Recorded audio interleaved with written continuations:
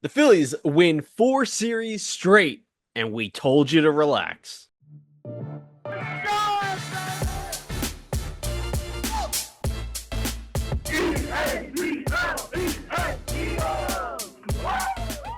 Hello, everyone. Welcome to Philly Sports Now, a Philly fan podcast. My name is Zach. With me is Andrew. We're here to talk all things Philly sports now that we are back in the Phillies bonanza that is this winning cycle.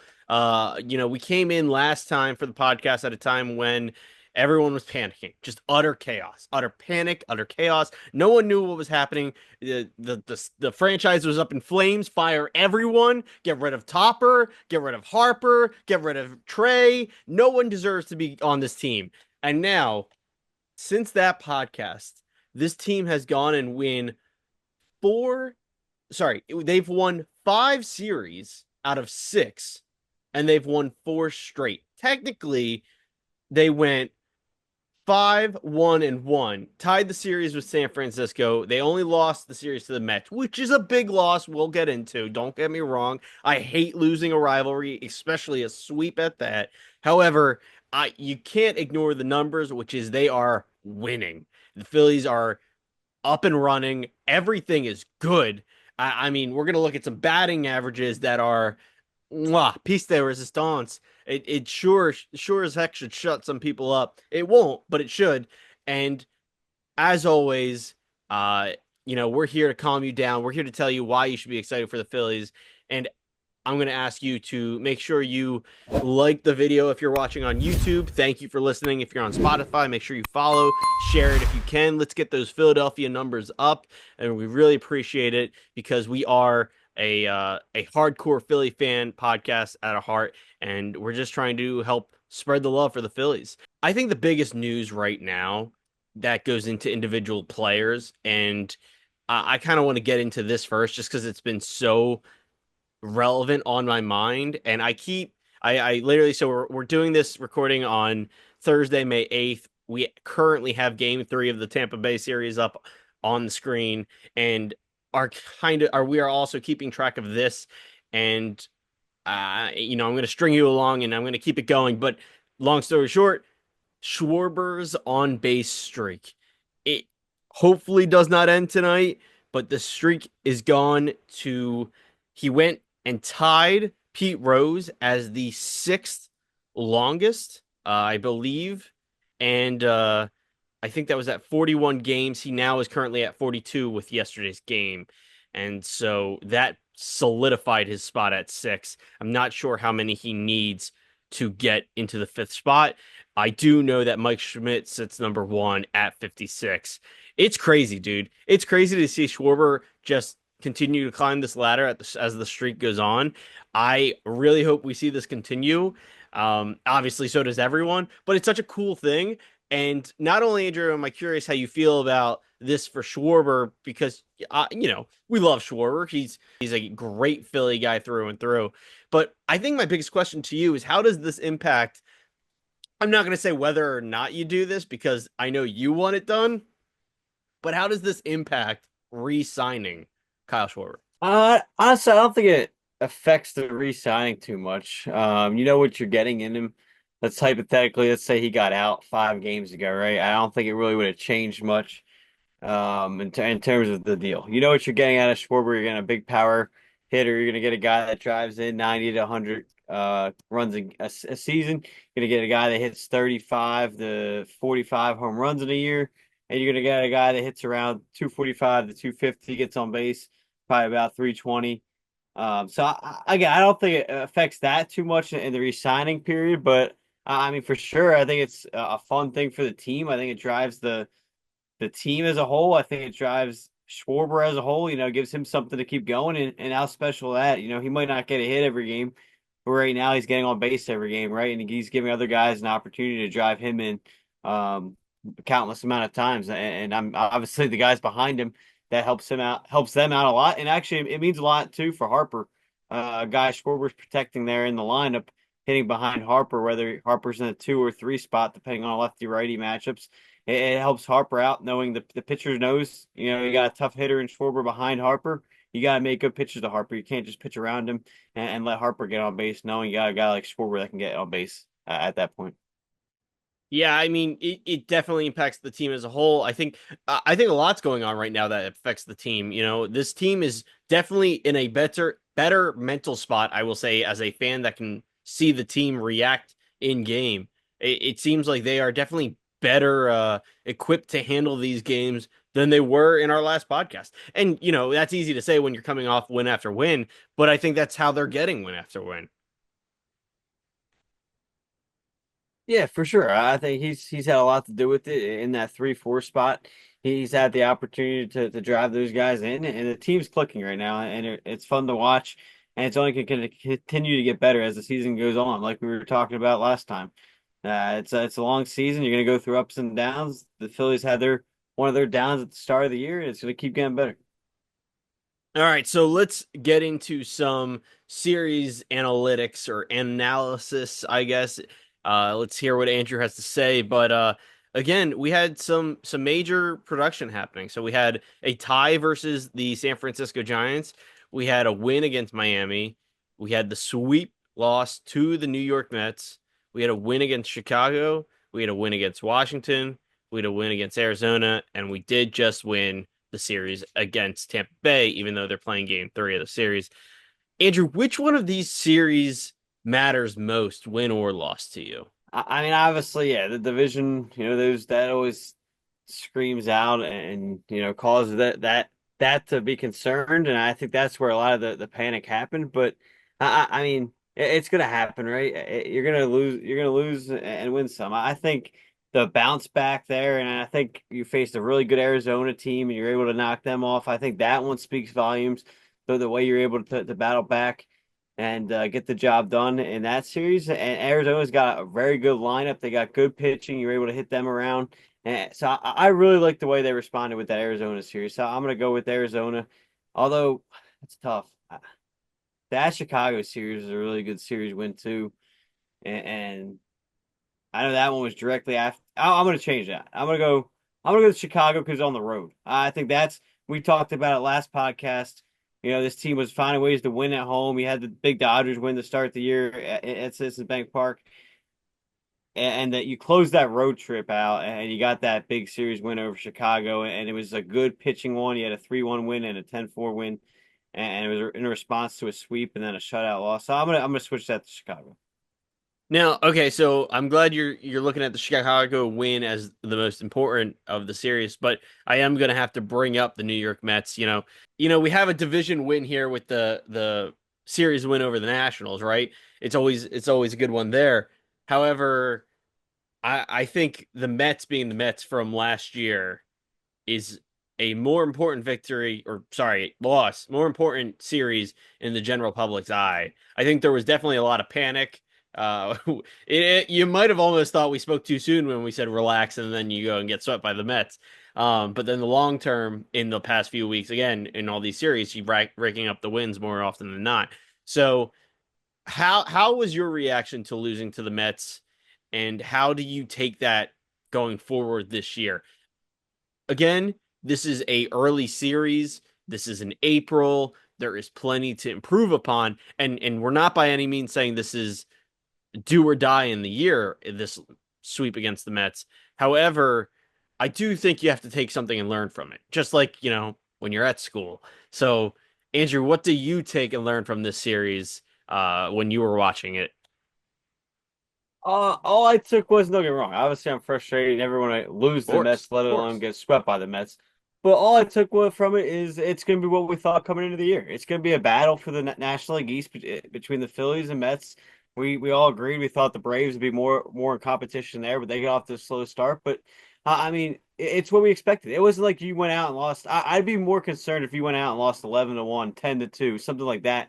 But you went out and lost extra inning games in that third game. You had a chance to win. It got into a battle where the bullpen struggled, which we saw a lot in April. They've picked it up as of late.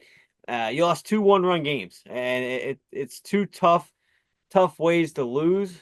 You lost a couple, yeah, a couple one-run games. So again, I'd feel different if they weren't good games, but it's just what we expect coming into the year. That's what it taught me. This team's going to fight late in September for a division title with the Mets, and it's going to be a battle. And you'll have a chance to get revenge at home. You'll have a chance throughout the season. The Mets will battle, and again, you sit 2 games back right now. The division, obviously, that series is a big part of that reasoning, but. I took away some good things out of that in an April series. I think you find the ways to take positives more than negatives. If that was a August September series you got swept, that's a little more concerning because that's when you're supposed to be turning the corner and taking off, right? So that April, you learned a lot. These guys have started to pick it up offensively, and you really just turned the quarter since that series. So all that taught me was you're going to be right there for the National League East, just like we thought. I mean, I think you kind of hit it perfectly that it had to be something they learned from, or else they wouldn't be winning like they are, right? Like that is, and maybe some of these are easier games than others, but if I've said before, I'll say it again. I think a division rivalry always brings out the best in both teams, right? And whether or not the Nationals are contenders, I think it's a team you can lose to when it's in your own division, right? I think you can agree with. I think we can both agree on that. And I love seeing us dominate the way that I love seeing the Phillies dominate the way they've been dominating. It's a great thing. Speaking of domination, I think I'm just going to go right into uh we're going to talk about learning from mistakes. We're going to talk about dominating. Let's get into some of these batting averages because oh man, we've got some great hitters right now on the team, and I'm talking specifically the guys that people didn't like our last podcast. And the first one I'm going to go to is Alec Bohm, man. He's he's been batting 295 since our last podcast, and in May alone, he's been 333. It is insane how good he is batting. And you know, he's a guy that doesn't quit. And I think we've said it on here. I wouldn't be shocked if he was moved to a different team. I think we've said it on here before that it's one of those things you don't want to see him go, but it wouldn't be the biggest surprise in the world. I think he just continues to prove he doesn't want to go. Like there is certainly logic to moving him, but I don't think he wants to. And I think him doing as well as he has been the past month and a half, I think this is that kind of proof. No, for sure. A lot of credit to him for battling through a very tough April, and he's really turned the corner. Obviously, the power numbers aren't where we want him to be at. We need to see a little more power from him as your third baseman. Expected to be that 3 to 5 range in the batting order. But Hey, he got credit his to first Bone home for run battling. of the year. Yeah, he did. It took a minor league ballpark, but no, I'm just kidding. But no, I think credit to Bohm, credit for Kevin Long and Rob Thompson as the two coaches and your hitting coach staying with him, keep battling through, working with him as well, and credit for the Thompson. I know it took a little bit, but he changed his spot in the batting order, recognized that's what's going to be best for him, and it gave him time to breathe there in a new spot, in a spot where you're not expected to drive in as much there, and it allowed him to adjust and get into a right spot mentally and physically there for the game. And he's able to really find that groove. And you've seen it, I think, a little bit on the defensive end too. Seeing after, pressing on offense, it looked like it was affecting his defense too. And now it seems like he's settling in as a baseball player, as we expected.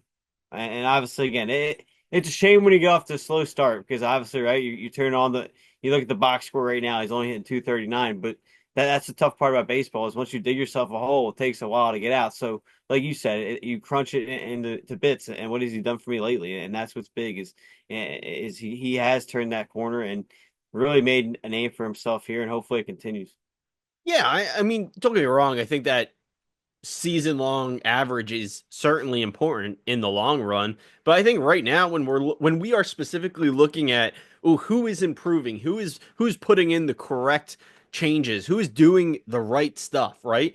I have to give Bowman his flowers in that regards. And I'm excited for him. I love to see it. And I certainly love to see it in the next player too, which is Trey Turner. Trey Turner, since our last podcast, has been batting 388.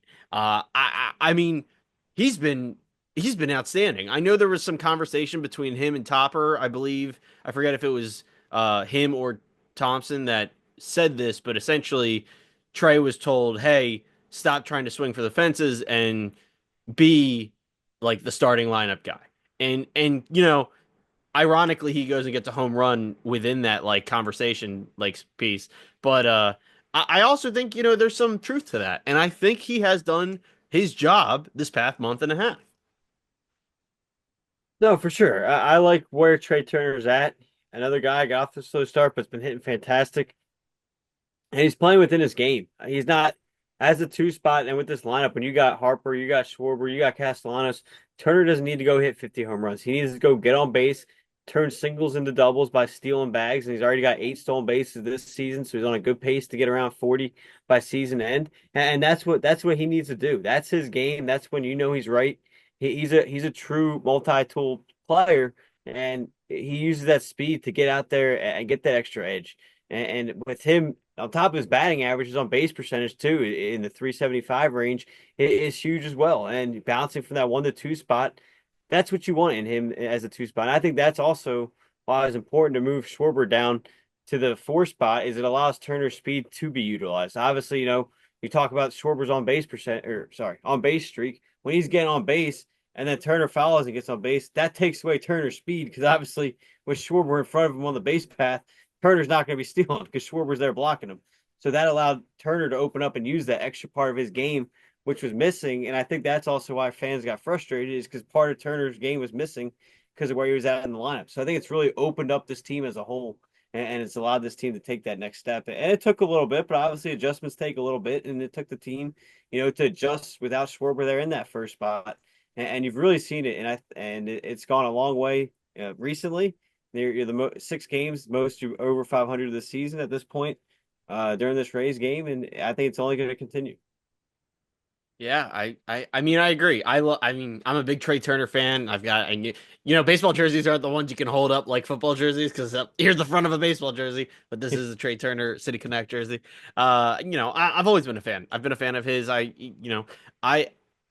sure, I'd say I was disappointed like anyone else in how his start, but I didn't, think he was done. And I like seeing the improvement he's making. I like seeing him put in the effort and doing better. And I have faith in his ability to keep doing better. That's all I want to see. I don't want to keep hearing drama about, oh, does Trey Turner need another standing ovation? Because it's like at the end of the day, people are just complaining because this guy is getting paid millions of dollars that you're not getting, and you're just jealous that you can't make that. And I can't hit a baseball in the major. I can't hit a baseball regular, let alone in the major leagues. So yes, I would hope Trey Turner does better than me, but he isn't star level right now. That might be fair to say, but also I think he's getting better with every game. And at the end of the day, he just needs to deliver come the end of the season. Like, get us into the playoffs, get us into the World Series, and bring us home a trophy. And, I think he has that ability. I think he's improving with every game. No, for sure. And I think again, I think I've always said it in every sport. That's one of the most overdrawn thing, in my opinion, with fans is talking about contracts. Like, don't worry about it, especially in baseball. There's no salary cap. Who cares what Trey Turner's getting? You paid him that money to bring him here, and he's going to be playing his game. And maybe you know today's game with baseball changing, everybody loves the home runs, but every player is not a 50 home run hitter, right? And I think that's what's forgotten sometimes with some of these guys is he's not paid to go hit home runs. He's not paid to, like, obviously, yeah, that comes extra in his game, but he's paid to do the other things at the top of the lineup, and that's what fans need to realize. And again, who cares if he's getting 330 million? He's still a very good baseball player. He's still one of the best at his positions, and that's what matters. It's not that stuff always, like you said, that the contract stuff always drives me crazy. Yeah, I mean, we're not going to talk much Eagles. We're not going to talk any Eagles today. We will have a Eagles podcast coming up next week, so please stay tuned for that. If you haven't already, make sure you subscribe on YouTube, follow on Spotify, and you will catch our Eagles podcast where we discuss the draft, the NFL 2025, as well as extensions that happened. But I will mention right now, an example of not worrying about money extension for Dallas Goedert. Dallas Goedert goes and takes a pay cut in order to stay with the Eagles. And it's just one of those things where I would say Dallas Goedert is a top five, if not higher, tight end in the NFL. But there he goes and takes less money. So it's not always about does he need more money or does he need less money. Trey Turner was a amazing player that we signed for a star contract because that's what he was. And I hope he can play at a better level, sure, but I don't think he's not worth the contract. This doesn't impact us keeping anyone. At the end of the day, the Phillies pay the people they think deserve to be paid, which is why it kind of brings us back to if Schwarber is someone they want to keep for next year, they'll pay him. There is no salary cap to keep that from happening. That is truly just going to be a conversation between Schwarber and Middleton and shoot, who's the GM on the Phillies? GM is Sam Fold. That's not the guy I'm thinking. Who am I? Yeah, Baseball I'm operations? messing with Dave Dombrowski. Dombrowski. I was like that's wrong. That's incorrect. I know a little bit of the office at least. That's fun. Now, I am going to put But Andrew on the spot since he just did that to me. Now, we've been talking all day about how the Phillies can improve and learn from their mistakes of the Mets series that happened in April. I'm going to go and wager he does know, but Andrew, do you know when the Phillies will play the Mets next? um, that I want to say June, if I remember correctly. I don't Now, I think they don't know. face June 21st or June 20th. Okay. Okay. Apple TV exclusive. Ugh. You know what I love? I love the Pittsburgh Pirates. I love watching the Pirates. I love But Pirates are great. Pirates are Pirates are just it's a great time to use pirates. It's a great thing to have. Anyway, moving but, on. If you get the but better joke, yet, better yet, we got prime time all 3 days. You got Apple TV Friday night the 20th. You got Fox the 21st, and you get ESPN Sunday Night Baseball the 22nd. well, at least that's guaranteed on What those what two. a series. um oh Uh, shoot, what was I just gonna say? Oh shoot. Sugar. Oh, I was gonna make it I heard today. Did you hear about the I don't know, they're calling it like the home rivalry thing or something that they're doing th- in June? And that's when the Phillies will play the Pirates, and it's when the Mets are going to play the yeah. Yankees, and like so on and so forth.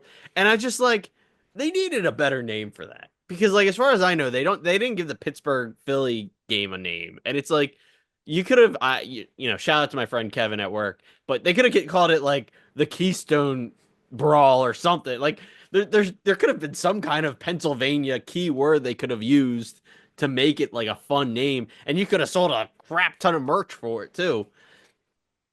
No, for sure. And especially when they're not even technically a rival. Like we got three Exactly, rivals. right? Like I put like three rivals over the Pirates.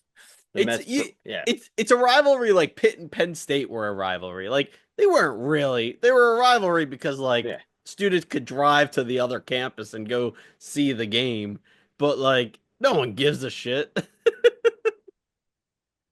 Not exactly.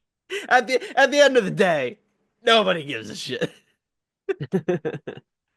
Oh man. All right. Well, Andrew, is there anything else you want to talk about before we wrap up this Phillies podcast? Yeah, I'm gonna give one shout out to another guy fixing this Ooh. season. Since since he's always been hated and I've been one of his biggest defenders on here. So I gotta come to his defense again. I don't know if you know who I'm going with here. I do. I for sure do. But yeah, how about Aaron Nola? It's two starts, right? 13 innings, only one run given up. Finally got his first win of the year. I know everyone rips on his record, but that's part of being a starting pitcher, right? He gave 7 innings, 3 hits, one run against the Cubs, and they didn't get to win that game. So I mean, you can only take records so much in baseball because of that.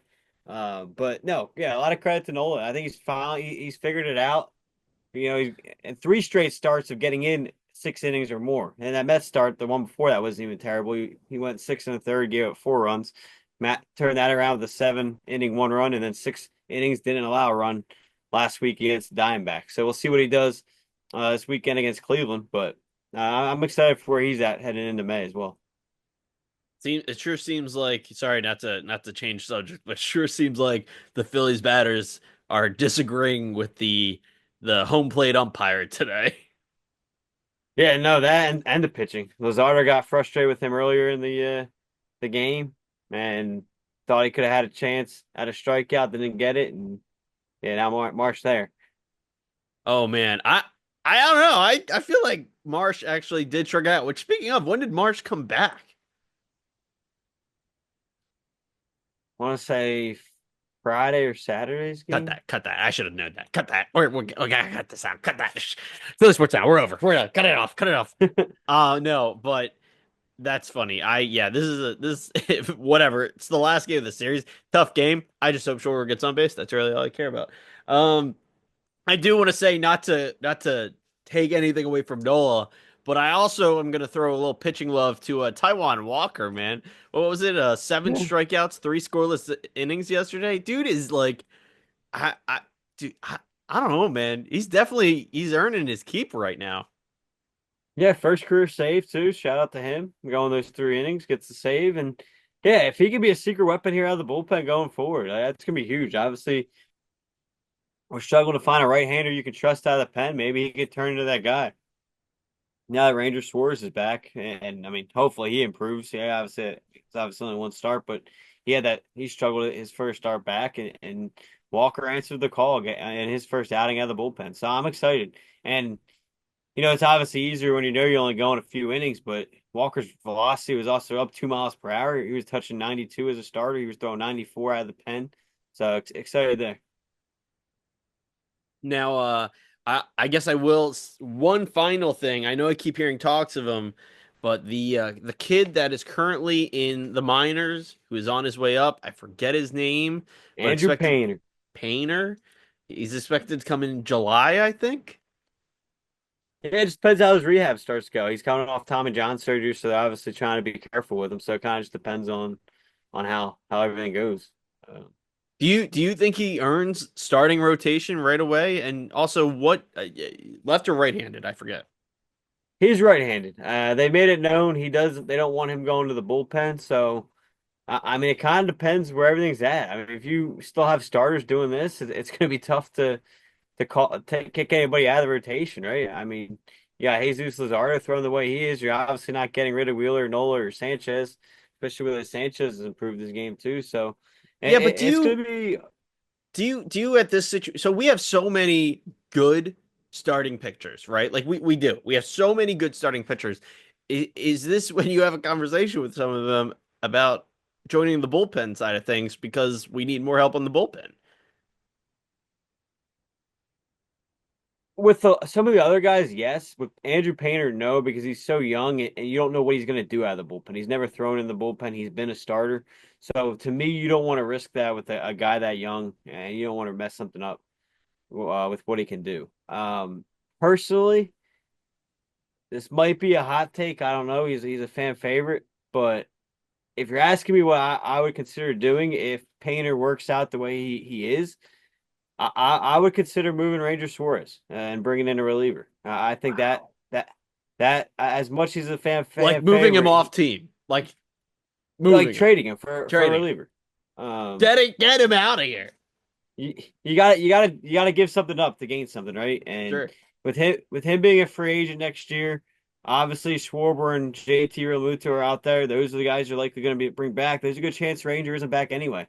And if he starts throwing well, and I'm not saying go out and do it tonight. I'm saying that might be an option. If your bullpen guys can't figure it out, I think come July that could be the move. Now, if your bullpen starts figuring it out and starts throwing well, then I think you have other you don't have to worry about it as much. But Suarez could be the guy where you bring in something top notch, and Dave Dombrowski isn't afraid to do it, right? He last year, if you remember, he traded two actual relievers on the team, and Sir Anthony Dominguez and Gregory Soto that were on the team on the big club, and he moved them to bring in guys that he thought were going to help the team a little bit more. So you have a GM that, without question, would be willing to do it too. I just knocked over the light. Anyway, thank Uh, you everyone for listening to Philly Sports Now, a Philly fan podcast. You can find us on social media, links and everything into the description. Again, I will say if you haven't already, please make sure you subscribe on YouTube and follow on Spotify. Spotify helps out a lot. If we could get those Spotify numbers up, that would be awesome to help see us grow. We have been seeing that growth a lot after the Eagles Super Bowl. We'd love to keep that going throughout the summer. So we are going to try and bring you more Phillies news as much as we can. So I'm going to start with saying thank you, everyone, once again for watching, listening, and as always, go Phils. Good night.